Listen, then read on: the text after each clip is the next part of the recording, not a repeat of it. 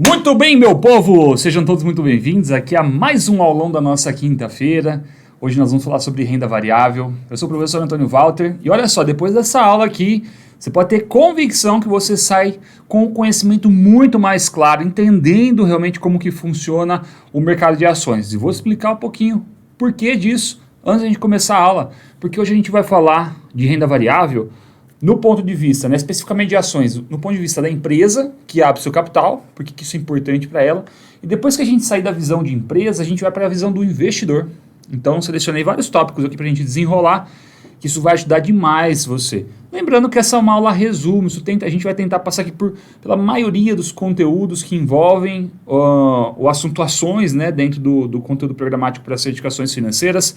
Se você vai fazer CPA 10, CPA 20, CEA, CFP, Ancora, esse conteúdo ele é válido para você, tá ok? Bom, antes de eu começar, eu costumo fazer essas aulas de quinta-feira aqui ao vivo. Essa está no modo estreia, se você foi comunicado aí que estava começando uma aula, está assistindo aqui na estreia desse conteúdo no canal, essa semana, na próxima, ainda estou com um pouco de dificuldade de fazer ao vivo, então por isso eu estou fazendo gravado aqui para vocês, mas eu sempre estou assistindo, então eu estou aqui gravando no dia que antecede, hoje é dia 16, você vai estar assistindo no dia 17, aí se estiver assistindo no modo estreia, ou então em data posterior, mas eu sempre estou assistindo quando o vídeo estreia, então eu vejo vocês comentando, que eu quero pedir um favor para você. Você está assistindo na estreia, me dá uma boa noite, me conta aí quem é você, de onde que você é, qual certificação você vai fazer, tá? E se você não estiver assistindo na estreia, estiver assistindo esse conteúdo depois, também eu gostaria de te conhecer. Então eu queria que você me mandasse uma mensagem aí nos comentários. Isso ajuda a gente no engajamento do vídeo, para ele também ser entregue para mais pessoas e para o nosso canal ganhar força, crescer e tudo mais. A gente ainda é pequenininho aqui no YouTube, tem aí um pouco mais de 10 mil seguidores, Mas a nossa meta é chegar nos 100 mil, e aí eu quero que você me ajude também nisso. Então se você ainda não é inscrito no canal, se inscreva, tá ok? Bom, estão preparados para o conteúdo? Antes de eu começar, só queria te fazer um convite. Na segunda semana de abril, a gente está em março de 2020, na segunda semana de abril, nós vamos fazer um evento chamado Profissão Banker. Profissão Banker. Ali a gente vai em 3 aulas, são 3 dias de conteúdo. Vou até pegar aqui para te falar quais são os dias. Olha só. Vai ser no dia 11, 12 e 13 de abril. 11, 12 e 13 de abril, a gente vai te mostrar o caminho para ser um profissional cobiçado no mercado financeiro, independente do caminho que você quiser seguir. E a gente, inclusive, vai falar sobre todos os caminhos que você pode seguir e sobre tendências de mercado, sobre as profissões mesmo, Bancário, corretor, assessor de investimentos, planejador financeiro, Então, independente da área que você quiser ir, a gente vai te contar o que está acontecendo de novo e o que você precisa sair da postura de procurar vagas para ser procurado, ser desejado, poder escolher onde você vai efetivamente trabalhar, tá ok? Vai ser muito legal, é de graça e aqui embaixo tem um link para você se inscrever. Olha, se você ainda não é nosso aluno e ficar tentado em ser nosso aluno, quero ser o aluno de vocês, aqui embaixo também tem um link para a nossa página de inscrição do nosso curso completo. Toda vez que você assiste uma aula, se você for lá no nosso chat, dentro do site, e falar com um vendedor nosso, você vai falar assim, eu assisti uma aula do Antônio, ele falou que eu teria direito a um cupom de desconto. Vai lá e pede que eles estão autorizados a te dar. Só que tem que falar que você assistiu uma aula minha aqui no YouTube, tá bom? Então faz isso aí. Se você não falar, eles vão, obviamente, trabalhar em cima da oferta do site. Mas se você falar que assistiu uma aula aqui, você vai ter uma bonificação. Vai ser um negócio muito legal que você vai gostar. Então, terminando a aula aqui, se você quiser fazer o curso completo com a gente, vai lá e chama a nossa equipe. Bom, tá preparado? Tá preparado aí pra gente começar? Hein? Quero saber. Olha só. Vou colocar aqui os slides na tela. Deixa eu ver se tá tudo certo. Tá tudo certinho.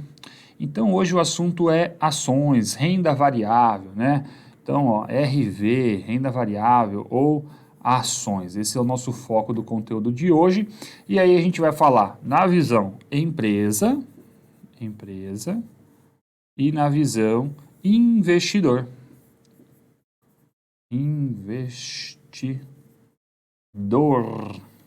Bom, nós vamos começar pela empresa, para depois chegar na parte do investidor. Motivo disso, porque todo o processo de estruturação de ações começa com uma decisão tomada no conselho de administração de uma companhia, tá? Então, como ela toma a decisão, primeiro a gente começa por ela para depois chegar no investidor. Mas olha só, por que uma companhia, por que uma empresa, ela faz a abertura do seu capital na Bolsa de Valores? Quando você escuta falar ações do Banco do Brasil, ações da Vale, ações do Banco do Santander, do Bradesco, né, da Petrobras, não sei se eu já falei, enfim. Por que essas empresas fazem isso? Qual que é o objetivo, o intuito? Bom, o objetivo é se capitalizar, levantar dinheiro. As empresas, da mesma forma que você, têm projetos, coisas que você quer fazer. Um exemplo, às vezes você quer comprar, aumentar patrimônio, comprar uma casa, mudar de casa, quer trocar de carro, quer fazer algum procedimento estético, enfim, para essas coisas você precisa de recurso financeiro.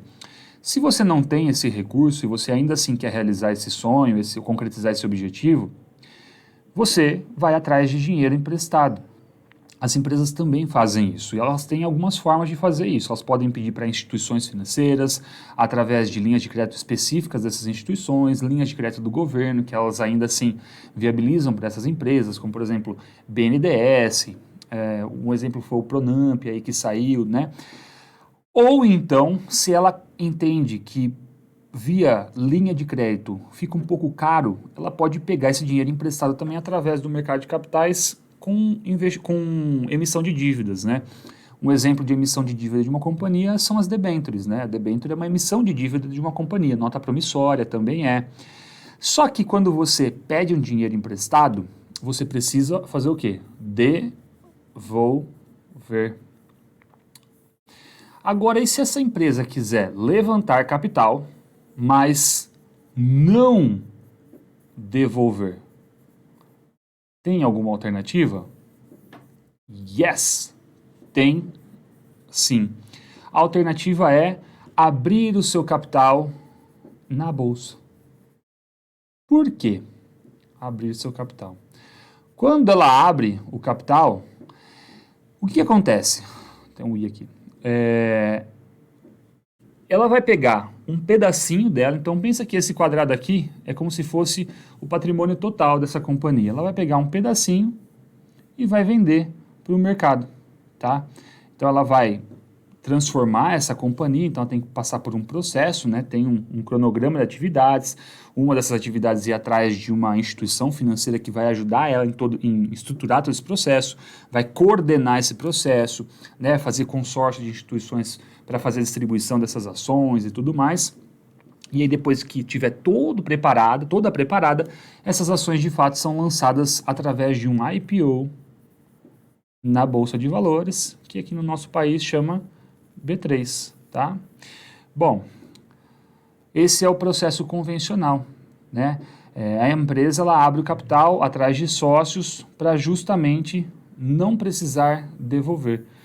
E esse é um dos motivos que a gente explica que ações, o investidor, quando ele adquire ações, ele não corre risco de crédito. Porque o risco de crédito é quando a companhia tem que te devolver, que é o fato do risco de ela não ter condições de devolver. Isso que é risco de crédito. Agora, se ela não tem que devolver, não tem risco de crédito. E aí tem gente que fala assim, mas, ok, Antônio, mas e quando a companhia, ela quebra? Como que funciona? Ou quando eu tenho meu capital, o valor de mercado dessa companhia diminui, eu perco dinheiro, né? Eu não estou correndo risco de crédito? Não. Esse é um risco de mercado, né? O próprio mercado precificando as ações dessa companhia. Risco de crédito é risco de tomar calote. Então, em ações como você adquire essas ações, você não tem risco de calote. Agora, um exemplo. Vamos supor que essa companhia teve vários problemas e ela veio à falência. Você vai continuar com as ações dessa companhia, mas elas valem zero. E aí você perde todo o capital, mas por conta de mercado, tá bom? Não é sobre risco de crédito. Você ainda continua tendo as suas ações, mesmo essa empresa não valendo mais nada. Bom, então, aqui a gente entendeu o processo da empresa, né? É interessante, não é? Depende, a empresa vai avaliar isso se é interessante, mas o fato é que a decisão é tomada no conselho de administração e aí a partir disso é estruturada, a empresa começa a ser organizada para esse processo de fato funcionar, acontecer e ela vender participação no mercado. Quando ela faz um IPO, né, o que acontece? Ela vende essas ações que ela estruturou para fazer a venda. Existem algumas formas, né, de ela contratar a instituição financeira que vai ajudar nesse processo, que a gente dá o nome de underwriting, justamente para ter garantias ou não de que a integralidade dessas ações serão vendidas, né? 100% dessas ações serão vendidas para o mercado. Quando ela começa o processo, ela não tem essa convicção. Tanto é que já aconteceu com uma certa frequência, né? Teve uma onda aí de processos de IPO, algumas empresas abortaram o processo de IPO, porque começaram a perceber que o mercado não estava com apetite e não valeria a pena elas lançarem as ações no mercado. Então, em alguns modelos de processo de IPO, as instituições que coordenam esse processo, elas podem dar alguns tipos de garantia ou não. Isso também influencia no custo de todo esse projeto de desenvolvimento para a abertura do capital. E algumas empresas ou não querem ou não podem, né, contratar essas garantias. Um exemplo dela é a garantia firme, quando a instituição que está coordenando o processo, ela aliena 100% das ações que a companhia está disposta a colocar em circulação. Então, ela assume o risco. Nesse modelo da garantia firme, a instituição financeira que está coordenando o processo, ela garante que as ações são vendidas e, obviamente, ela garante porque ela vai comprar e aí ela vai se encarregar de desovar isso aí no mercado. Tá?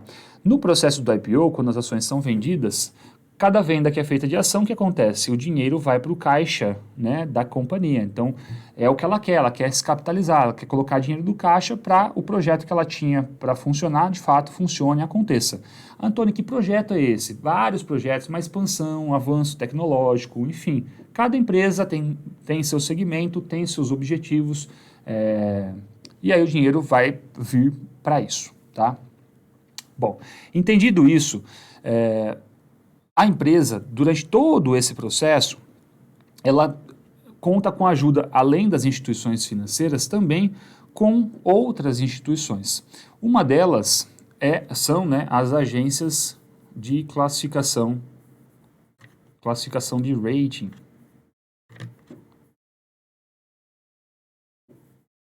Qual que é o trabalho das agências de classificação de rating? É fazer um estudo e fazer uma análise da companhia que está, né, nesse processo de abertura de capital para entender quais são os riscos que ela oferece para o mercado, tá? No caso aqui, para o investidor. Então ela vai fazer um processo de análise, a gente dá o nome disso de análise fundamentalista, porque a agência ela vai fazer realmente uma análise de fundamentos, vai olhar questões financeiras dessa companhia, nicho que ela está inserida, mercado, né, que ela está inserida, vai olhar concorrentes, projetos de futuro, enfim, né, é uma visão geral mesmo dessa empresa para entender como que ela está hoje e entender um pouquinho do futuro dela. Depois dessa análise, essa agência de classificação ela vai atribuir uma nota para essa companhia que vai de 10, 9, 8, 7, 6, 5, 4, 3, 2 e 1, tá? Só que ela não dá uma nota 10, ela não dá uma nota 3, não dá uma nota 1, ela faz isso através de uma nomenclatura, através de notas de rating, tá? Então, se a nota fosse 10, que é uma empresa que está muito bem estruturada, né, oferece pouquíssimo risco para o investidor, ela dá o nome de AAA, são 3 As, um seguido do outro. E aí ela vem com a sopa de letrinhas, né, duplo A, aí vem triplo B, duplo B, B, aí vem triplo C, duplo C, C e D, tá? Bom, daqui, o que a gente precisa entender? Para a companhia, é importante essa nota de crédito, né? Isso mostra para o investidor como que ela está. Inclusive, quando a gente pensa na visão do investidor agora, o investidor, ele quer uma empresa que esteja bem estruturada, por exemplo, para ele conseguir ter ganho de capital nos seus investimentos, ou então receber distribuição de dividendos, ele quer isso, tá? Então ele vai fazer uma análise e entender também o potencial de retorno que essa empresa oferece para ele. Será que de fato tem potencial de ganhar dinheiro? Então, a agência de classificação de rating ajuda nessa emissão de nota. Não serve só para ações, até para debêntures, isso é importantíssimo, porque através da nota de crédito, essa instituição, né, essa empresa, essa companhia, ela consegue estruturar melhor a sua dívida, mas a gente tem o papel da agência de classificação de rating. E aí a gente já começa a entrar na questão do investidor, né? Porque aqui a gente falou um pouquinho da companhia, a importância e tudo mais, né? É um processo que ela consegue captar dinheiro para não precisar mais devolver. Em algum momento ela até pode devolver, né? Então a gente falou aqui que quando ela vai colocar pela primeira vez as ações no mercado, a gente dá um nome de IPO, Initial Public Offering, né? É uma oferta pública inicial, é quando a empresa faz a primeira oferta de ações para o mercado. Depois ela até pode abrir mais processos de venda de participação, a gente não chama mais de IPO, a gente dá o nome de follow-on, tá? E se em algum momento a empresa quer fechar o capital dela na bolsa, ela precisa recolher as ações dela no mercado, ela faz isso através de uma OPA, tá? Uma oferta pública de aquisição. Mas a gente veio falando que tem um papel lá da agência de classificação de rating, né? Falei que é importante para o investidor. E o investidor? Por que ele faz? Por que é importante para o investidor essa classificação do rating?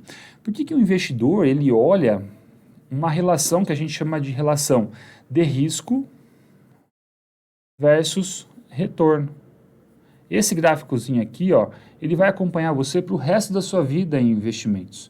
Porque a gente tem que fazer essas análises, são comparativos. Quantas unidades de risco, quanto de risco eu estou assumindo para fazer esse investimento? Por que isso é importante? Porque eu quero saber se o retorno que estão me oferecendo, ou o potencial de retorno que estão me oferecendo, é compatível ao risco que eu estou assumindo. Porque a gente não tem uma única opção de investimento no mercado. E aí você tem condições de comparar esses potenciais de retorno para ver se o risco que você está assumindo está valendo a pena versus o retorno que você vai ter. Se não estiver valendo a pena, você pode abortar o investimento naquele ativo e buscar outros ativos que te ofereçam uma melhor relação de risco versus retorno, tá? Então o investidor faz isso com muita frequência. Lógico que aqui a gente está olhando essa análise de comparação, né, e de risco versus retorno de forma racional, né? As finanças tradicionais falam isso no seu conceito, né? A racionalidade do investidor. Aí a gente tem um negócio que chama finanças comportamentais. Você está falando que o investidor não é tão racional assim. Ele tem bastante emoção na sua tomada de decisão. Mas esse é um assunto que a gente deixa para um outro conteúdo. Até já gravei um conteúdo sobre finanças comportamentais aqui no canal. Depois você dá uma vasculhada, vale muito a pena, tá?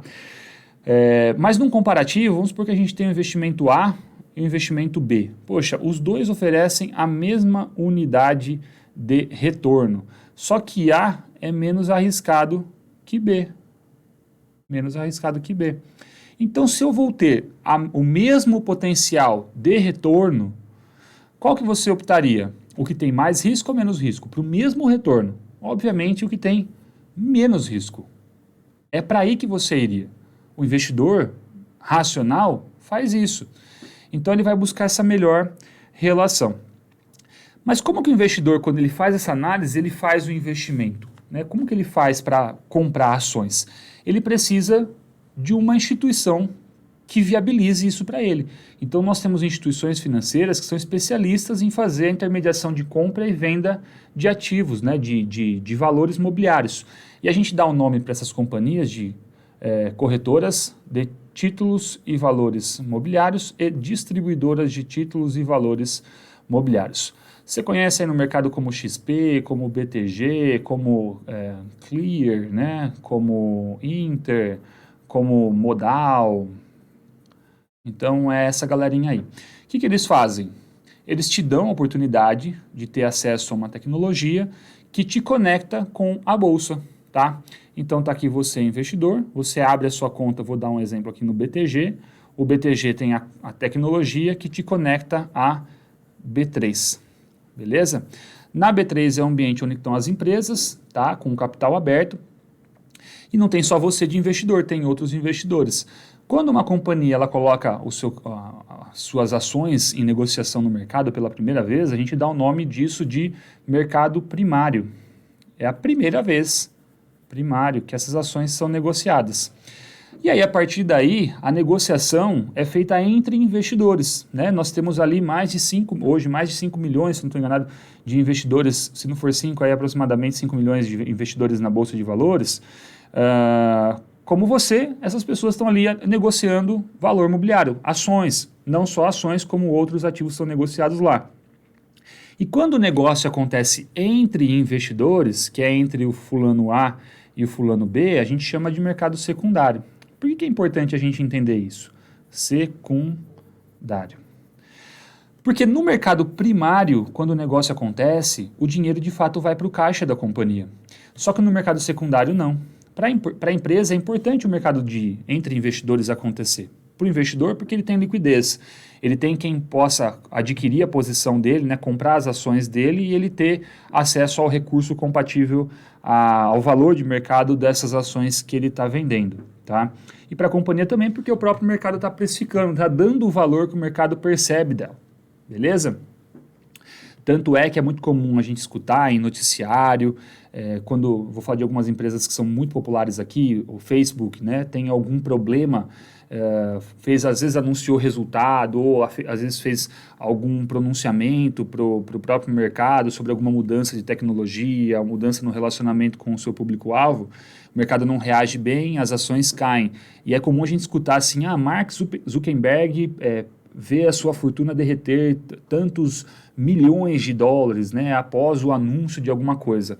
O que aconteceu? Os investidores que tinham ações e os que estavam comprando ações olharam para essa notícia e tiveram um certo comportamento, que foi um comportamento negativo, não olharam bem. Então, alguns podem ter tido a ideia de se desfazer dessas ações, aí entra a lei da oferta e da procura. Quando tem muita oferta, isso desvaloriza o preço, e aí os preços das ações caem, consequentemente o valor de mercado daquela companhia cai.